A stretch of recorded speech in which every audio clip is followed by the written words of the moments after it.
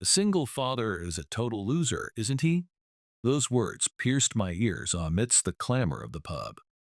At the singles mixer, I had only shown a picture of my daughter, but that alone instantly changed the atmosphere. Seriously, why did you invite someone like him? It's a singles mixer, and having a kid is out of the question. The woman with brown hair sitting with us had a look of blatant disgust on her face. I had experienced this kind of reaction many times since losing my wife. Single father. That label is treated like a fatal flaw in places where you're looking for new encounters. Hey, don't say things like that. My senior colleague raised his voice reproachfully. But even his voice didn't reach me. I didn't want to be there anymore. Understood. Well then, I'll be leaving.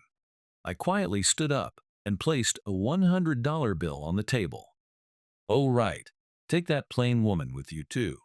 You two divorcees can get along, right? The words thrown at my back made the woman in the black jacket sitting at the end of the table flinch for a moment. She had recently ended her marriage and experienced a divorce, and at the mixer, she was a quiet and inconspicuous presence. Well then, I'll be excusing myself as well. She too placed a $100 bill in the same way and quickly left the restaurant. After a moment of hesitation, I followed her. At that time, no one could have predicted that this encounter would drastically change our lives. My name is Michael, 32 years old. I work as a systems engineer at an IT company called Sakura Technology. It's been 10 years since I joined the company, and while the work of turning customer requests into reality can sometimes last late into the night, the sense of accomplishment when a system successfully launches is irreplaceable. Especially in medical system development, I feel like I'm involved in work that indirectly affects people's lives, and that's what motivates me. Hey, Michael. As I was engrossed in my work, Mr. Davis, my senior, called out to me. This Friday, the sales and development departments are having a mixer. Want to come? Ah, no, I. My words trailed off. Mr. Davis looked at me and sighed deeply. You know, it's been 5 years since then. Isn't it about time you found someone new? A feeling of tightness gripped my chest. 5 years ago, my wife died of acute pneumonia when my daughter, Lily, was 5 years old. I was helpless in the face of the sudden event, and all I could do was stand there, stunned. Yes. No, I'm not saying you should forget about your wife. I just want you to be more positive. It's okay. Thank you for your concern. I'll go to the mixer. I gave a perfunctory reply.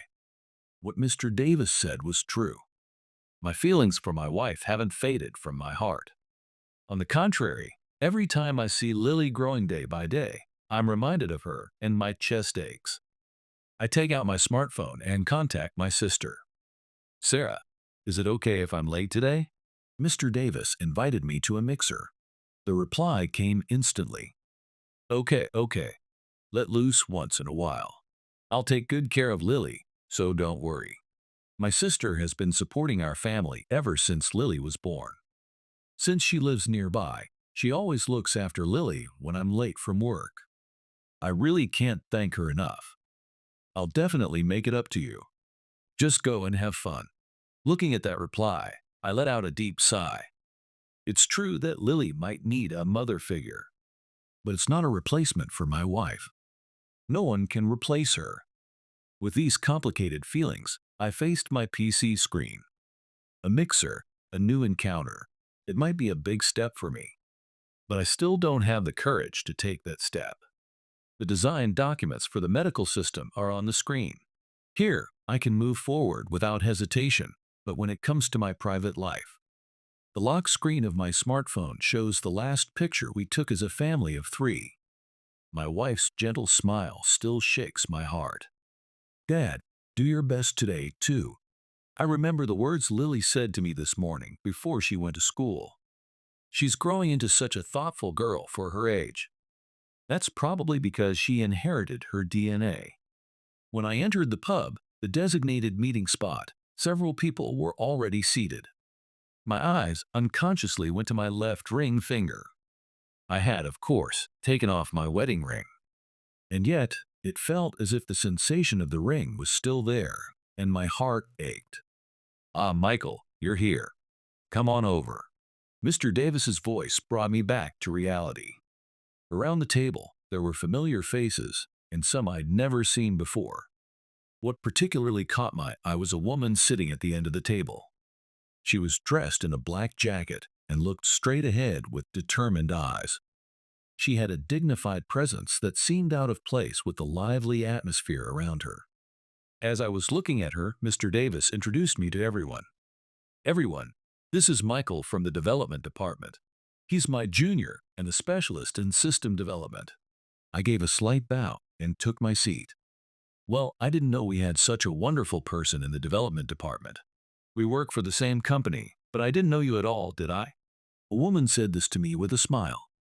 The woman, who introduced herself as Jessica, was apparently from the sales department. She looked around at the participants around the table and smiled at each of them. Her brown hair casually draped over her shoulder, and the way she held her glass was very feminine. Oh, system development sounds so difficult. I barely know how to turn on a computer, she said, tilting her head in a troubled manner. The men laughed at that, and the conversation naturally expanded. Sakura technology is really big, isn't it?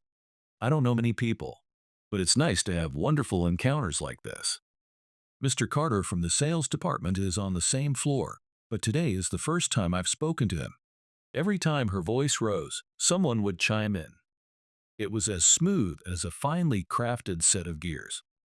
She accurately brought up topics based on her understanding of the company's internal relationships, warming up the atmosphere of the place. It was a skill I could never imitate. I don't have the kind of affability that's required in these situations. But perhaps these kinds of gatherings run smoothly because there are people like her. Just then, the smartphone I had placed on the table vibrated. It was an email notification. On the screen was a picture of the three of us as a family. It was the last memento, a picture taken when my wife was still healthy. My wife smiling gently, my daughter playing innocently, and myself looking at them happily. What am I doing? In the lively atmosphere unique to a singles mixer, I was suddenly pulled back to reality. I felt a sense of unease seeing the cheerful, laughing people around me and the memories of my precious daughter and deceased wife coexisting in the same space. A sadness that squeezed my chest welled up. Oh, how cute! Jessica, who had sat down next to me at some point, was peering at the screen. Her eyes were glued to the smile in the photo. Is that your niece? She's very cute. No, she's my daughter. What? Her eyes widened in surprise for a moment. Daughter? What do you mean? Actually, I'm a single father. I've been raising her alone since my wife passed away. Saying it out loud, for some reason, the edges of my vision seemed to blur. My reason for coming to the mixer was vague, but the title of single father, which I had publicly uttered for the first time here, felt unusually heavy. The moment she heard those words, Jessica's expression changed completely. The radiant smile from before vanished, replaced by something cold. No way. I could sense a clear aversion in her voice. Jessica turned to Mr. Davis and suddenly raised her voice. Seriously, Mr. Davis, why did you invite someone like him? It's a singles mixer. A single father is a total loser. You should have chosen more carefully. Those words, even amidst the clamor of the pub, pierced my ears clearly. The atmosphere around us instantly froze. Hey, you don't have to say that. Mr. Davis raised his voice reproachfully. Michael is an excellent employee and a good father. What's wrong with that? The men next to us nodded, seeming to agree that having a child makes him more family-oriented, and that's a good thing. But Jessica couldn't seem to understand that at all. Her eyes wide, she raised her voice, her tone laced with clear disgust. But this is a singles mixer, isn't it? A singles mixer is a place to find a future partner, right? So, inviting a single father is like fraud, isn't it? For a moment, the air around the table froze at those words. Mr. Davis frowned at the overly direct and insensitive remark. Jessica, there are things you can say and things you can't. Jessica ignored the admonishing voice and continued. Because if I were to consider marriage, of course, that child would come along too, right? I'm not confident about raising a child. Besides, it's impossible for me to suddenly accept someone else's child. And what about dates? Going grocery shopping at the supermarket with a child? I'd hate that. The surrounding men were completely turned off. Jessica, that's going too far. Michael has his own circumstances, and I don't think it's right to decide you can't date him just because he has a child. Mr. Davis defended me, but it only made me feel more miserable. Understood. Well then, I'll be leaving. I quietly stand up. I take out a $100 bill from my wallet and place it on the table. I saw Mr. Davis start to say something, but I can't hear him anymore. There was no reason for me to be here in the first place. I've experienced scenes like this many times since my wife passed away. People's pitying gazes and the way that pity gradually changes. Single father. That label sometimes pushes people away, especially in places where you're looking for new encounters. Oh, well then, take Chloe with you too. Jessica's voice came from behind. Her tone contained a condescending sneer. She pointed to the woman in the black jacket sitting at the end of the table, whom I had seen when I entered the pub. I invited her to make up the numbers, but she's a bit of a downer. After saying that, Jessica flashed a malicious smile. Oh, by the way, she's divorced too, so you two should get along, don't you think? At those words, Chloe's expression clouded over for a moment. But she quickly regained her composure and stood up quietly. Well then, I'll be excusing myself as well. With that, the woman named Chloe, just like me, placed a $100 bill and quickly left the restaurant. After a moment of hesitation, I followed her. Outside the restaurant, the spring night breeze was pleasantly blowing. Chloe was already several meters ahead. Chloe. What is it? She stopped, but didn't turn around. I'm sorry. It's my fault you're in this too. Please don't worry about it.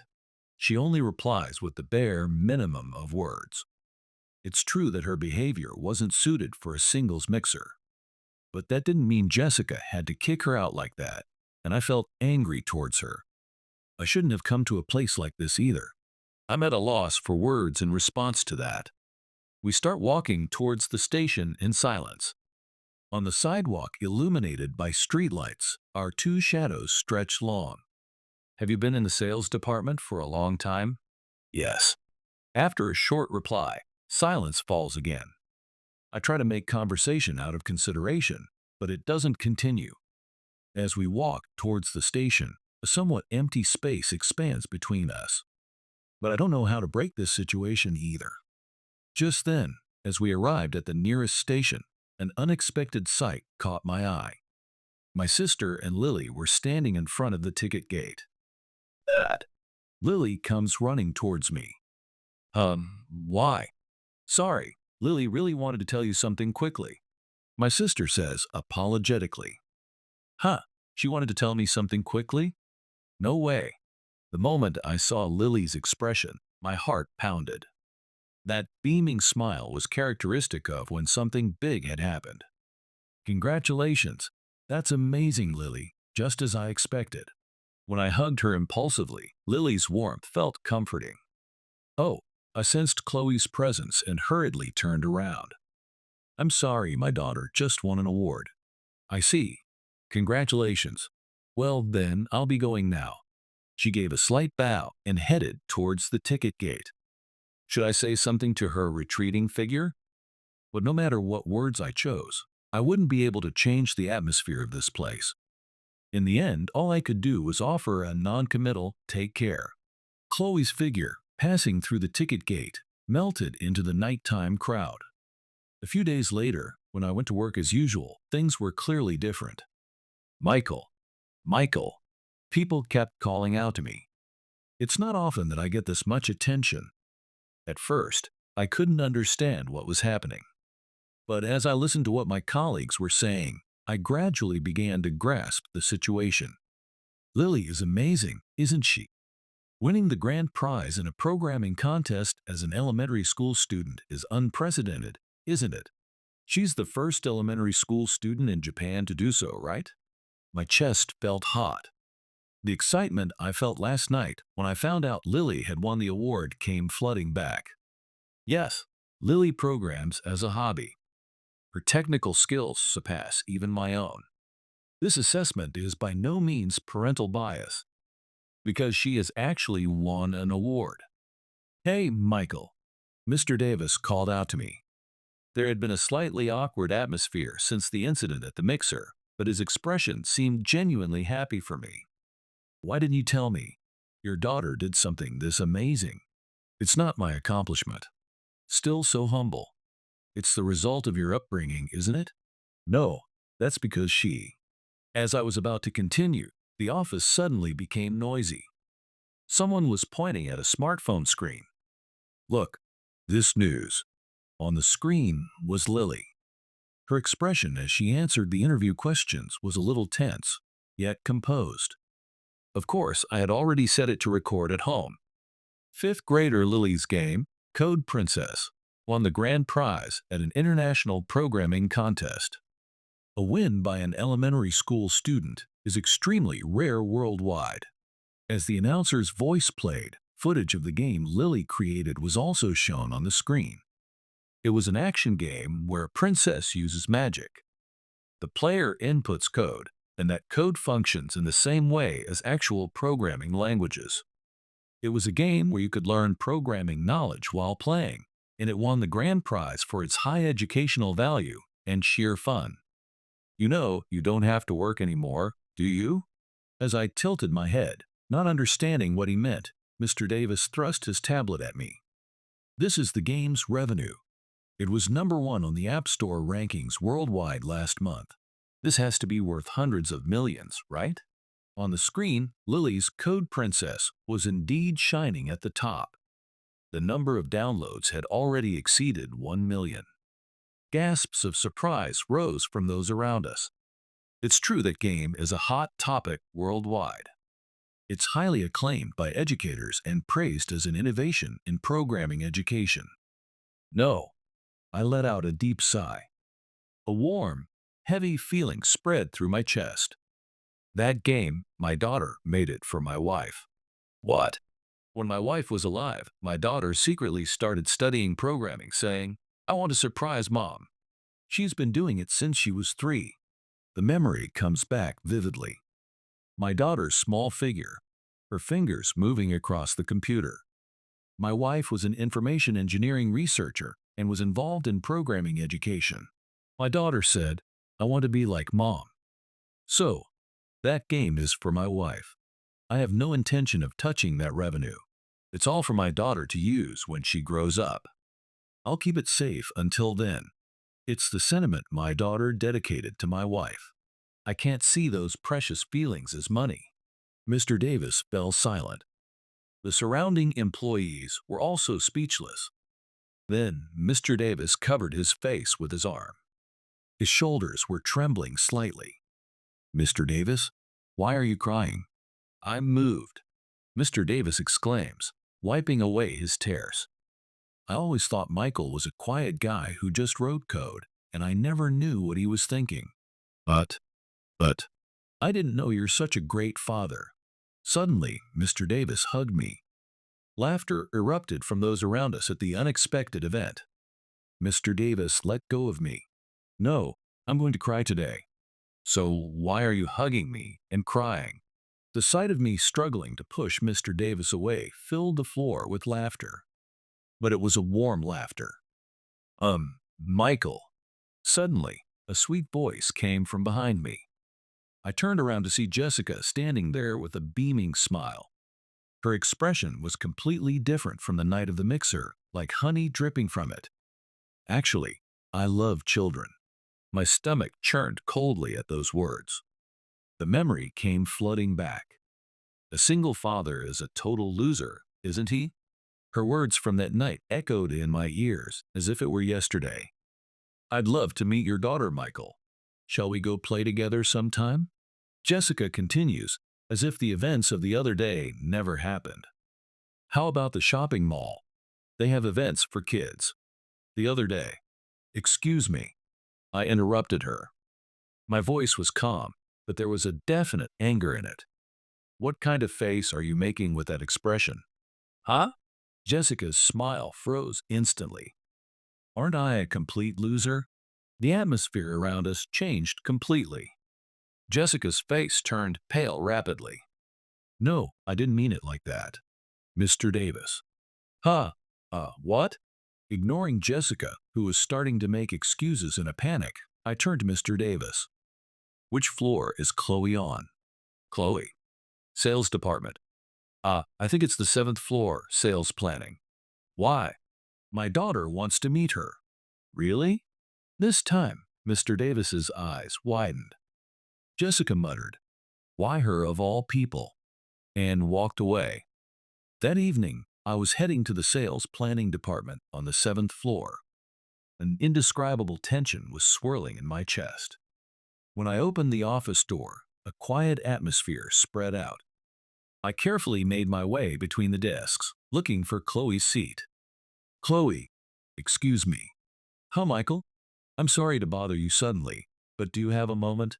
Stumbling over my words, I began to explain the situation. My daughter says she wants to meet you, Chloe. I won't force you, but… Chloe lowered her eyes, as if in thought for a moment. It's fine, but… Me? Yes, as for why. When I explained the situation, she readily agreed. A few days later, I invited Chloe to my house. Lily is sitting next to me, unable to hide her excitement. As soon as Chloe sat down across from us, she opened her mouth. This mascot. Lily pointed to a small character mascot attached to Chloe's bag. You had it on the other day too, right? Hey, isn't this the one that's only given as a present to the first 50 people who clear the hardest quest in Code Princesses? Looking closely at the mascot, I realized it was true. It was indeed a character from the game Lily had made. It was rare for the content itself to be made into merchandise, and yet she had it. Yes, but I knew it. You're really into it, aren't you, miss? Really? Do you like it too, Lily? Well, yeah, I made the game after all. What? Chloe's eyes literally widened. You made it? Lily smiles proudly. Yeah, so I'm really happy that you're playing it. Amazing. A bright atmosphere suddenly spread through the quiet space of the cafe. Chloe's stiff expression gradually softened. I thought this game was really innovative, but I see it was you. Let's play together. Lily invites her, her eyes sparkling. Chloe seemed to hesitate for a moment, but then nodded with a smile. Hey, want to play against each other? Lily invites, her eyes sparkling. A match? I have an account for playing too. Sounds good. I won't go easy on you. I accept your challenge. Chloe's eyes sharpened. Her innocent expression from when she was with the child instantly transformed, filled with concentration for the game. I watched their match from the side. My image of her was completely overturned. Contrary to the cool impression she gave on the night of the mixer, the sight of her engrossed in the game with Lily was like she was a different person. Her sharp gaze softened, and the occasional laughter that escaped her lips was full of innocence. Chloe, you like games, don't you? That's surprising. When I said that unintentionally, Chloe nodded slightly. Well, I often play with my nephew. Your nephew? Yes, my sister's son. He taught me this game too. At first, I was just playing with him, but as we played together, I gradually got hooked. You like children, don't you? Huh. You can tell just by looking. Is that so? Yes, I like them. Very much. Chloe's expression wavers shyly. Seeing her blush and look down made my heart pound unexpectedly. It was an expression I couldn't have imagined from her usual dignified demeanor. Dad, it's already this late. Lily's voice brought me back to my senses. I looked at the clock and it was already past 9 p.m. You're right, Chloe. I'm so sorry. It's so late. No, I'm the one who should be sorry for having dinner with you. As Chloe was about to stand up, Lily rushed over to her. Chloe, let's play again soon. Dad, why don't you walk her home? At Lily's suggestion, Chloe quickly waved her hand. No, it's okay. I can go by myself. But it's so late. After some back and forth, I ended up walking her to the nearest station. Chloe, come again soon. Promise. My chest tightened at the sight. Lily isn't usually a child who clings to people like this. She had even started to keep her distance from her aunt recently, saying, I'm a big girl now. Thank you for today. It's been a long time since I've seen her cling to someone like that. I thank Chloe as we walk side by side through the residential area at night. No, I was just playing. That's what I'm grateful for. I always thought she was a mature child, but I realized that's not necessarily the case. Maybe she's lonely, you know. Your wife. She died of illness. When Lily was 5, she suddenly passed away from pneumonia. I couldn't say any more. Even now, when I remember that day, it becomes difficult to breathe. I see. Chloe's voice was tinged with an unfathomable kindness. Not pity, but a warmth that sought to understand. If it's okay, may I come visit again? My chest warmed at the unexpected offer. This person understands. What I need right now isn't pity or encouragement. It's the presence of someone who will just treat me normally. Please do. My daughter will be delighted. After that, weekends passed by as if time flowed. Chloe, true to her word, visited our house several times. Each time, Lily's smile grew brighter. Amidst all this, I too felt a change in myself. On the days Chloe came, I would clean the room more than necessary and buy slightly better coffee. I started to remember her favorite snacks and prepare them. Chloe, I don't understand this part of the game. Lily snuggles up to Chloe like a spoiled child. My heart warms every time I see that sight. At the same time, I was aware that Chloe's presence was growing larger within me. Her straightforward gaze, her dignified demeanor, the gentle smile she sometimes showed. Everything stirred my heart.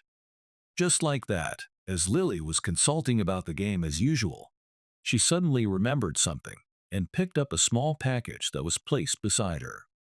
Oh, right, Chloe, this. It's a present from me. Lily smiles somewhat shyly and offers Chloe the package. It's small enough to fit snugly in one hand. Huh, for me. Chloe looks at Lily's hand with a surprised expression. Yeah, you said you wanted some Code Princess merchandise before, right? So I tried making some myself.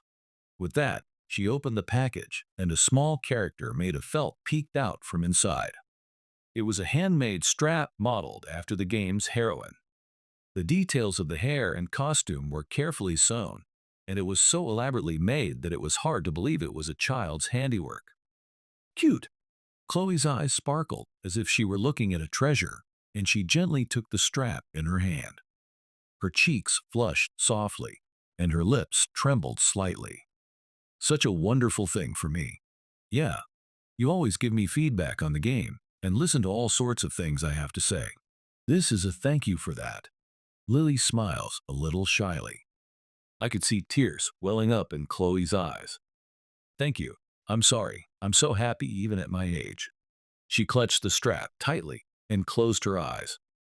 A teardrop glistened at the tip of her long eyelashes and trickled down her cheek.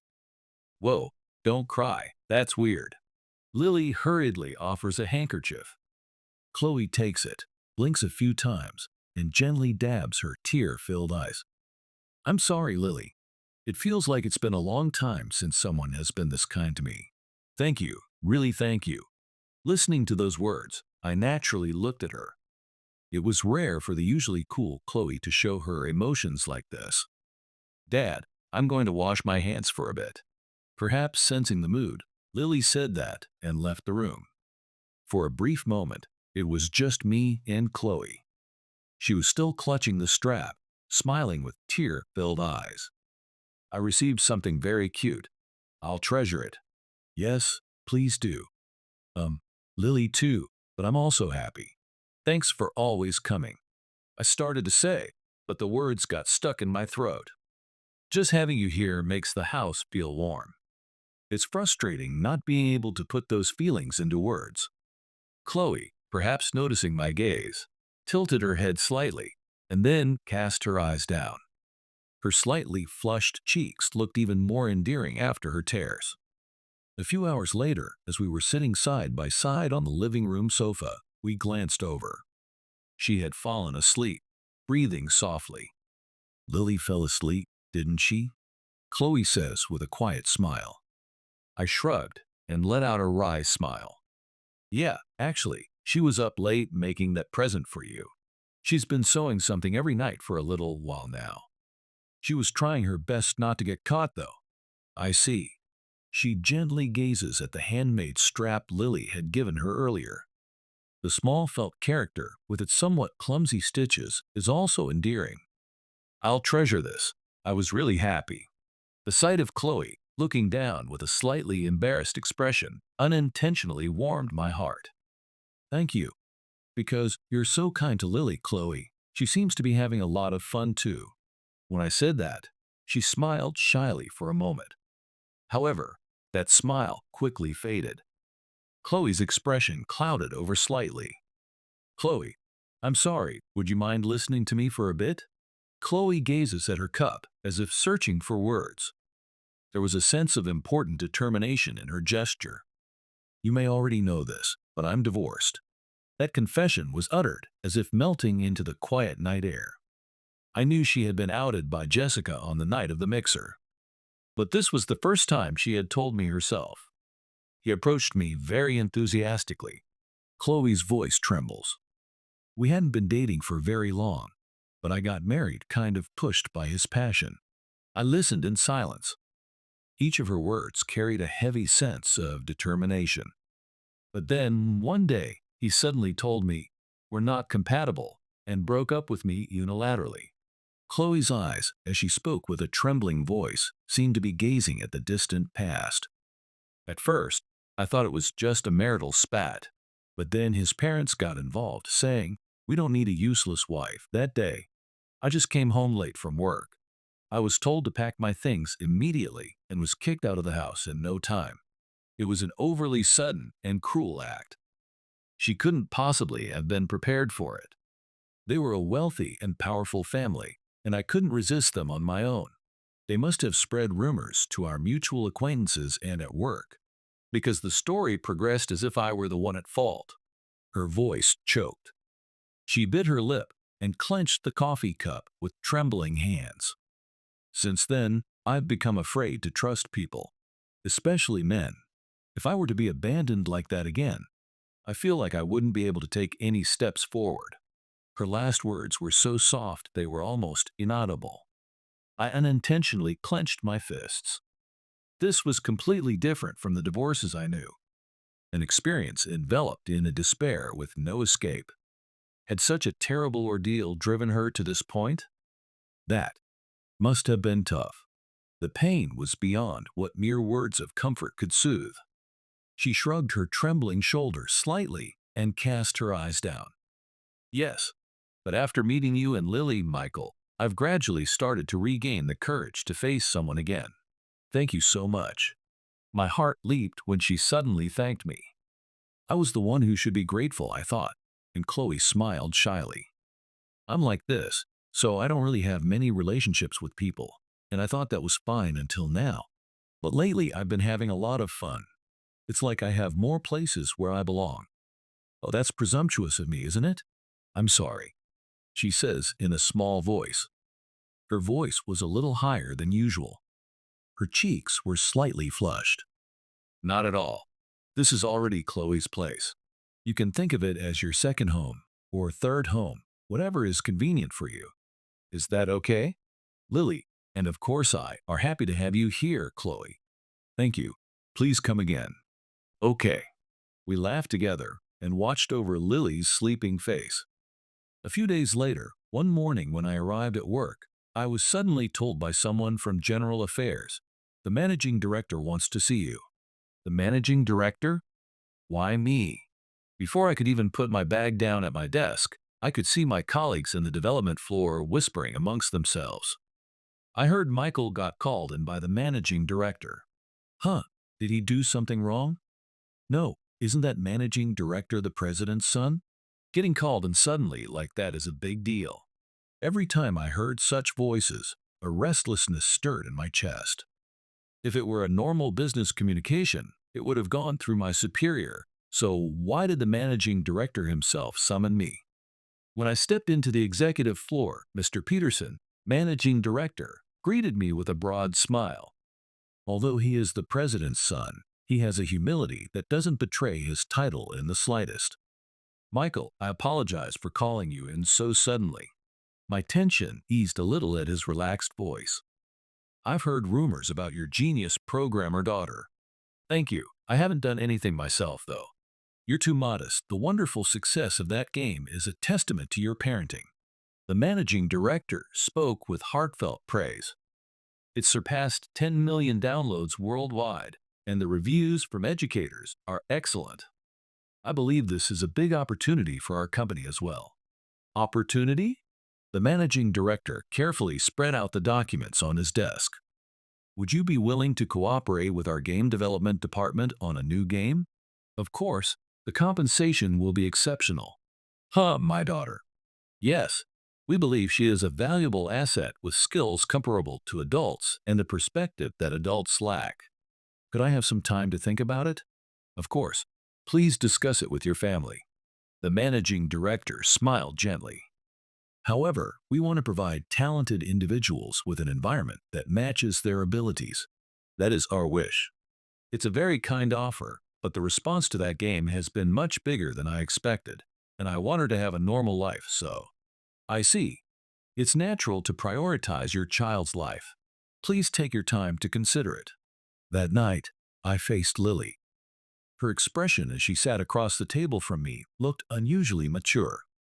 The company offered you a game development project. When I explained the situation, Lily listened with a serious expression. What do you think, Lily? What do you think, Dad? I'm at a loss for words at the unexpected reply.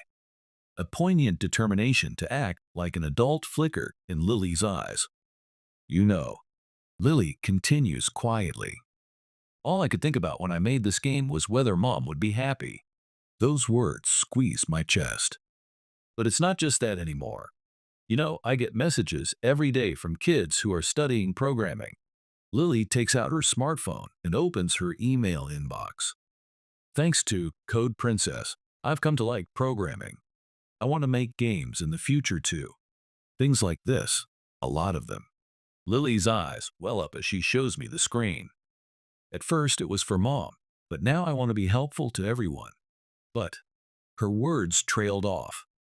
But I don't want to spend less time with you, Dad. That one sentence made me understand everything. Lily was torn between her own dreams and her time with her family. Don't worry about me. What Lily wants to do is the most important thing. I'm on your side, Lily. Really? Really? Really? I promise. I promise. Well then, I'd like to hear about it once. Later, I headed to the cafe designated as the meeting place. The shop, located within the company building, was bustling with many office workers. Lily is nervously clutching my hand. Sorry to keep you waiting. Mr. Peterson, managing director, appeared with several subordinates. Lily, nice to meet you. The managing director smiles gently. His gentle demeanor seemed to ease Lily's tension a little.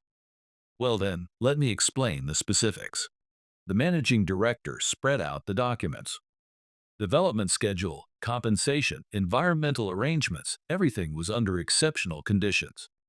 Of course, we will prioritize your studies. Working only after school or on holidays is fine. The managing director's words were consistently sincere. We want you to use your talent, Lily, for the benefit of many children. We promise to provide maximum support for that. However, his next words struck a discordant note in my heart. We plan to hold a press conference for the new product launch. We will promote it extensively as a genius girl programmer. Excuse me. I couldn't help but interject. Advertising that puts my daughter at the forefront is. I continue, choosing my words carefully. Lily is still a child. exposing her to the media too much is. The managing director's expression clouded over slightly. However, Michael, that is precisely its greatest appeal. The influence on children of the same age is immeasurable. But, just as I was about to continue, Lily suddenly stood up, looking pleased. It's Chloe. Huh? I followed Lily's gaze, and indeed, Chloe was standing there. Lily, why are you here? Um, well, it's about work. Work? Chloe replies. I'm just on a break. Lily is chattering happily. However, Chloe's expression changed the moment Mr. Peterson, managing director, turned around. Well, long time no see, Chloe. Mr. Peterson, managing director's tone of voice was clearly different from before. It had a cold, dismissive ring to it. Chloe's brow furrowed. More importantly, did you just call her Chloe? What's going on between you two? I let out a bewildered voice. The managing director looked surprised. Oh, you didn't know? I was married to her. My mind went blank at those words. The person Chloe had talked about, the one who had approached her so eagerly, the one who had unilaterally broken up with her, that was Mr. Peterson, managing director. Though we divorced in less than a year. Well, it was a youthful indiscretion. The managing director says it as if it's nothing. Anger wells up at his attitude. Chloe's emotional scars, the sad expression she showed that night, the reason for it is right in front of me. Lily is listening to our conversation with a puzzled look. I shouldn't create this kind of atmosphere in front of my daughter. I desperately try to control my emotions. Excuse me, I need to step away for a moment. I stood up, taking Lily's hand. I don't want to expose my daughter to any more of this ugly adult reality. We temporarily move outside the cafe. Lily's expression is a mixture of confusion and anxiety. Dad, what's wrong? What's a divorce? It was a question I had anticipated. But when actually asked, I struggled to choose my words. Well, people have all sorts of encounters and partings. Chloe and that man earlier were married once, but how can I explain it without hurting a child's feelings? Lily is waiting for my words. I think their ways of thinking didn't match, so they chose separate paths. But you miss Mom since you separated, don't you, Dad? Is Chloe different? That's right. I still cherish Mom. That hasn't changed. I take a deep breath and continue. But it's different with Chloe. With Mom and Dad, Mom got a bad illness and passed away. It couldn't be helped. But Chloe, words fail me. How can I explain these complicated adult matters so she can understand? The other person didn't value Chloe's feelings. That's why they stopped living together. Lily listens to my words in silence. Her eyes seem to hold an understanding beyond her years. Dad. Yeah. Chloe looked like she was about to cry. My heart aches at those words. I definitely need to go back there. But what about my daughter? Just then, Lily muttered softly. I'm not going to do that job at your company, Dad. You're right, let's go back. I'm worried about Chloe. As we approached the table, we could hear their voices. From behind the cafe's potted plants, we could see Mr. Peterson, managing director, and Chloe. So you persuade them. You're close with that parent and child, aren't you? The courteous demeanor Mr. Peterson, managing director, had shown earlier was completely gone from his voice. My hand, holding Lily's, tightened. Still flirting with men, huh? But your eye for talent is amazing. That girl's market value is insane. We need to lock her down now. His tone was like he was appraising an object. To think that the gentle smile he had shown Lily just moments ago was hiding such a calculating nature. Chloe's expression stiffens. I don't want to do that. Her voice was cold and dismissive, but it trembled slightly. Ha! The managing director's lips twisted. His gentlemanly mask had fallen off, revealing his ugly true nature. I can't treat Lily like an object. What are you talking about? You've caused me enough trouble. You can at least be useful for a bit. Useless woman. Trouble? Chloe's voice trailed off. The managing director pressed closer, cornering her further. Of course it's trouble. You, with your body that can't even have children. If I'd known that, I wouldn't have chosen you in the first place. I need an heir for my family. What value is there in a woman who can't even do something so simple? I was deceived by you. The managing director's voice was now laced with a cruelty that no longer recognized people as people. This was his true nature. I didn't deceive you. I didn't know either. Chloe's face turned pale. Tears streamed down her cheeks. Not knowing isn't good enough. My father tells me to hurry up and divorce you, and the people at the company laugh at me for having no judgment. It's all your fault. The managing director shouted, and the surrounding customers turned to look. I can't stay silent any longer. I gently released Lily's hand. Wait here. I whisper softly and leave the spot. Chloe's trembling back enters my field of vision. I can now understand the depth of the wound she has suffered. Why she had shut herself off so much. Why she was afraid to build new relationships. It was all because of this man's despicable actions. Mr. Peterson. The words escaped me. I couldn't bear to listen to his despicable words any longer. Well, Michael, were you listening? I say. The managing director continued, sneering. You'd be better off avoiding this one too. This woman can't produce anything, can't have children, can't do her job properly. Her looks are her only asset. Shut up. She has so many good qualities, you just couldn't see them. Words from the heart overflow. Oh? Her kindness in truly engaging with Lily, her sensitivity in considering others' feelings, and her sincerity. She possesses genuine compassion, not the superficial kindness you show. Chloe is looking at me. Her tear-filled eyes held a mixture of surprise and something warm. You don't understand just how much this woman. I don't understand. I can't side with someone like you. I state it firmly. There's only one thing I do understand. I can entrust my daughter to Chloe, but I can't entrust my daughter to someone like you. What did you say? Managing director's voice changed, low and guttural. Consider the job offer off the table. The managing director's expression changed in an instant, as if he had realized there was no longer any need to pretend. Then you're fired. What? Those words echoed in my head. It was too sudden, and it didn't feel real at all. Wait a minute. This has nothing to do with me being fired. Even if you're the managing director, you can't just. I unintentionally raised my voice.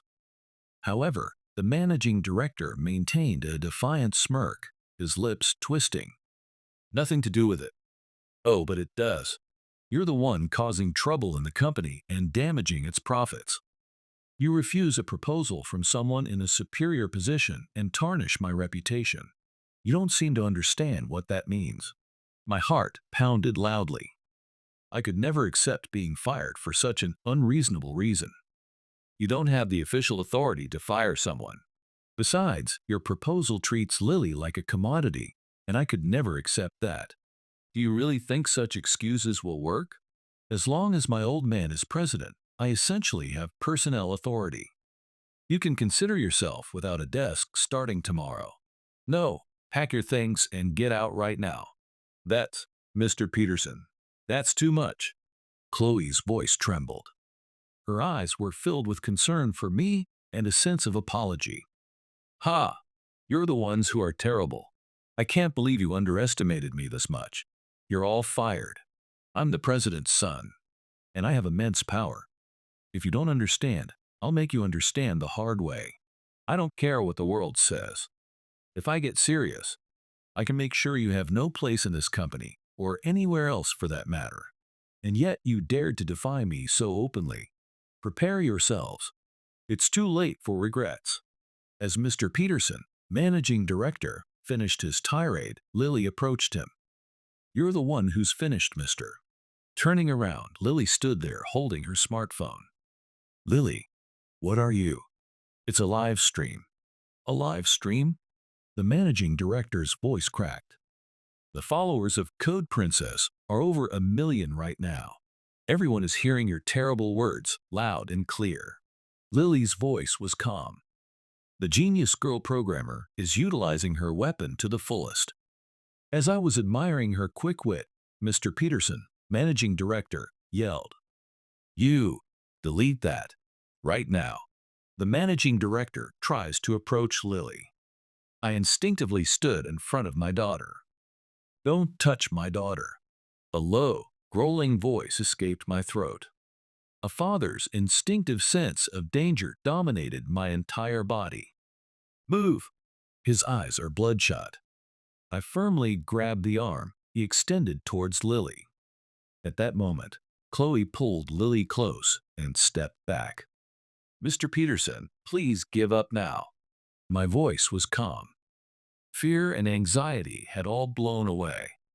What I needed to protect now was clear. It was my daughter, Chloe, and my pride as a human being.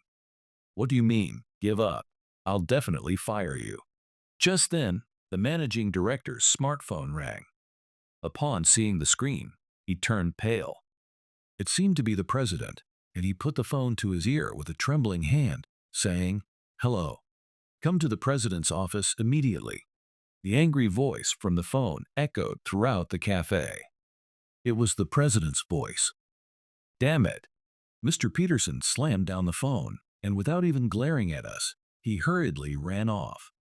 That night, the entire company was shaken. Lily's stream spread like wildfire, and Mr. Peterson, managing director's misdeeds were exposed to the public. New articles were published one after another on online news sites. Sakura Technology managing directors power harassment and sexual harassment exposed. Inappropriate conduct towards multiple female employees. Misappropriation of company funds also revealed.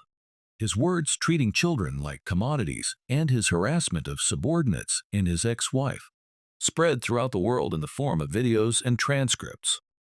It was picked up by online news and social media, and the uproar quickly became a firestorm. Furthermore, several female employees within the company came forward, claiming they had been sexually harassed by the managing director. It seemed Mr. Peterson had been persistently propositioning young women, taking advantage of his position. The women who had been victimized didn't know who to turn to and had been unable to speak out for a long time. While the women had been discussing it in hushed tones as the situation gained widespread attention, more and more people decided to come forward with evidence. It was surprisingly Jessica who compiled this evidence and ultimately submitted it to the president and the board of directors. Jessica did? I was listening in disbelief to her story.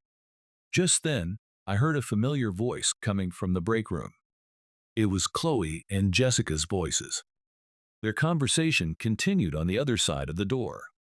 I instinctively stopped and listened intently, trying to be quiet.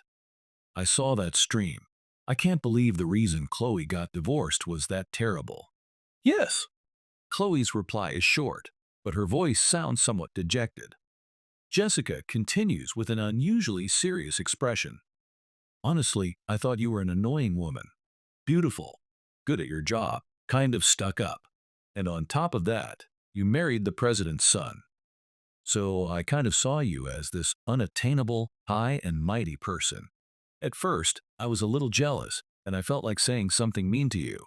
After saying that much, Jessica took a breath. But you've been through a lot, haven't you? That guy, to say such things so casually. He's nothing but someone who tramples on women. I was horrified when I saw that on the stream. You're better off without him. Chloe says only thank you in a faint voice. Then Jessica let out a self-deprecating sigh. Actually, I was pretty awful to you and Michael too, wasn't I? At the mixer, saying things like, "Why is someone with kids here?" Or, "You two divorcees should get along." Looking back, it's really embarrassing, and I was the worst.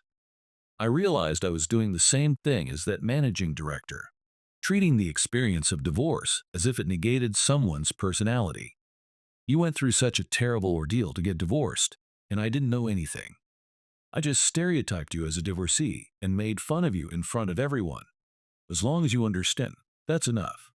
Ah, marriage, divorce, childbirth, if you haven't experienced them, you can't possibly understand how the person feels.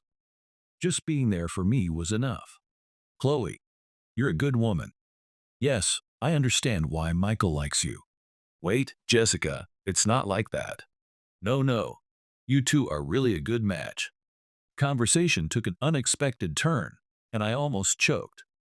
I hurriedly left the place, but since then, I've seen Chloe and Jessica together, looking friendly. Perhaps they were able to connect as women. A month has passed since the incident with Mr. Peterson. Lily's game development project fizzled out naturally. For me, it was a truly relieving conclusion. Dad, look, look. On a weekend morning, Lily excitedly showed me her tablet. It was the response to the new update of Code Princess. Lily continues her activities as a freelance game creator, unchanged from before. Her talent knows no bounds, and each new release or update becomes a hot topic. I'm glad I turned down the job offer after all. I felt a deep sense of relief seeing my daughter purely enjoying her creations in an unforced environment. Next, I'm thinking of making a medical game, something that can help people like your job, Dad. My chest felt hot. My daughter, who had overcome the sadness of losing her mother and found her own path. Her figure overlapped with that of my late wife. Oh, Dad, Chloe will be here soon, won't she? Huh, oh yeah, you're right. Lily, unable to wait, starts preparing the slippers for Chloe to use. Hey, Dad, what is it? Do you like Chloe? I almost choked on the tea I was drinking at the unexpected question. What are you talking about? Because when Chloe's around, your voice changes, Dad. No, it doesn't. Yes, it does. And your gaze softens, and you smile more. Uh, really? Caught red-handed. I'm at a loss for words. She's very observant, my daughter, frighteningly so. It's true that I've been conscious of Chloe lately. I'll admit that.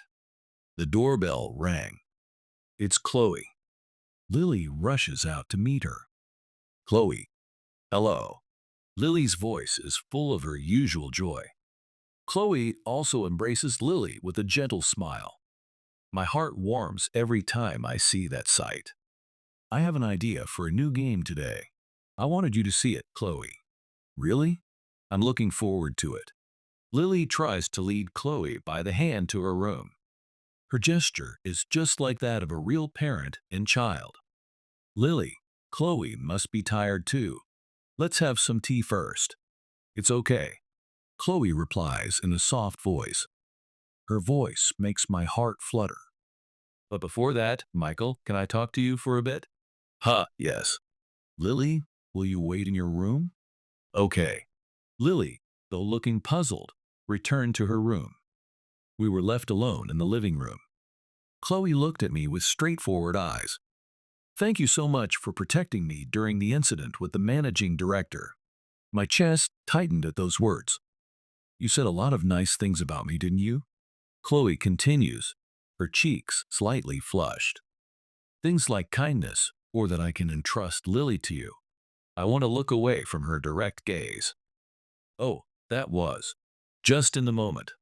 My words trail off. That's not true. Everything I said at that time came from the heart. But if I were to admit that, I see. Chloe's voice dropped slightly. Still, I was happy. My heart leaped at those words. To have someone see me that way. Chloe's eyes are moist. After my divorce, I kept thinking that maybe I wasn't worth anything. But Michael, you were different. You found the good things in me. I felt truly saved. Our eyes meet. There was deep gratitude there, and something more. Dad, Chloe. Lily's voice echoes between us. Turning around, Lily stood there with a determined expression. When did she come back? You two are getting along so well, it's a shame to waste it. My heart feels like it's going to stop at those words, uttered with a mischievous smile. Lily takes a step forward. Her eyes held a definite well beyond her years. I think Mom would be happy if she were watching from heaven. I can't breathe. The back of my throat feels hot. Because Mom always used to say, happiness increases when you share it, right? My wife's words, that gentle smile, everything comes back vividly. Dad, you like Chloe, don't you? Hey, Lily. Words fail me.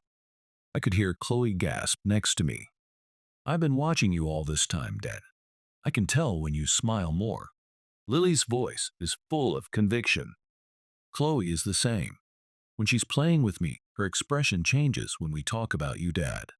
Chloe gasps softly. You both deserve to be happy. I guarantee it. Lily's eyes are moist, but her expression was resolute. It's not like you're replacing Mom. Chloe is Chloe. I'd be happy if you became a new family. But what do you think? Those words broke down the last wall within me. Lily. Chloe's voice trembles. But about children, whether I can have them or not. As if to interrupt those words, Lily hugged Chloe. I'm here. Isn't that enough as Chloe's daughter? Of course it is.